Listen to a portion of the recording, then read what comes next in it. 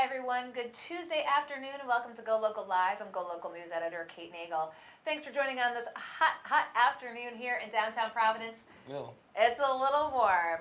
If you can't take the heat, don't come in the studio. And someone who can certainly take the heat is Dr. Ed Iannuccilli of Ed Wrights, former chair of the board of Rhode Island Hospital. Thank you for coming in today, pleasure. Doctor. Always a pleasure. Thank you. So on the heels of 4th of July, if you read Go Local regularly, you get the wonderful, distinct advantage of reading Dr. Iannuccilli's memoirs, if you will, that kind of just always seem ubiquitous, that everyone can sort of relate to.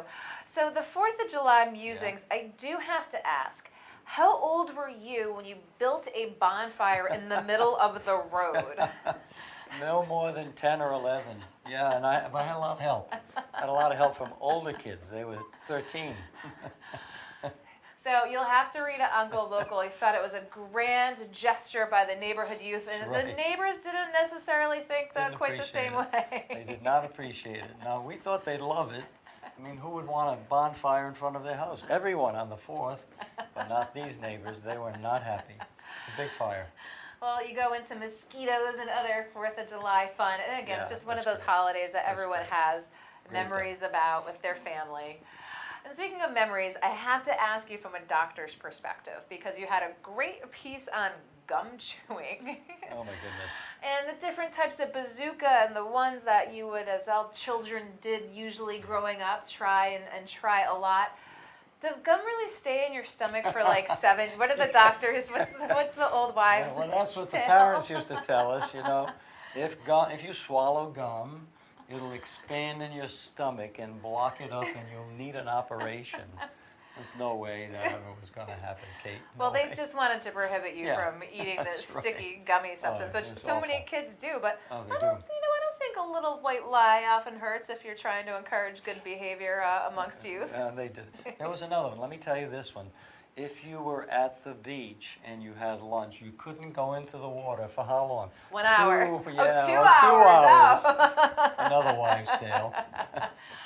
Well, again, things that everyone can relate to. You know, they read these Yeah, stories and that's say, right. "Oh my gosh, from my youth, totally remember that Yeah, one from the indeed, family about indeed. going in the water." Yes, indeed. And speaking of reactions, you said before we came on air that you got a lot of reaction to the recent piece you Yeah. published. Now, this pertains to the Alzheimer's study Yeah. between Brown and the Warren Alpert Medical School and Butler Hospital, looking for Yeah. 2020 participants by 2020 Yeah. to really study, Alzheimer's, the onset to, people who are predisposed. And you mentioned your familial connection, and I can only Yeah. imagine so many people reached out and said, Yeah. it's really touched my family. What can we do? Yeah.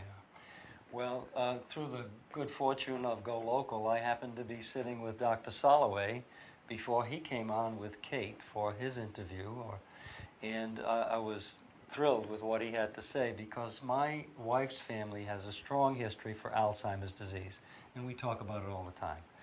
And Dr. Soloway's project, where he may be able to identify people early on before they get Alzheimer's disease through a genetic test, I think, just struck me, and I thought I should write about this project 2020 for 2020, correct? And I have gotten so many hits on that one, so many people.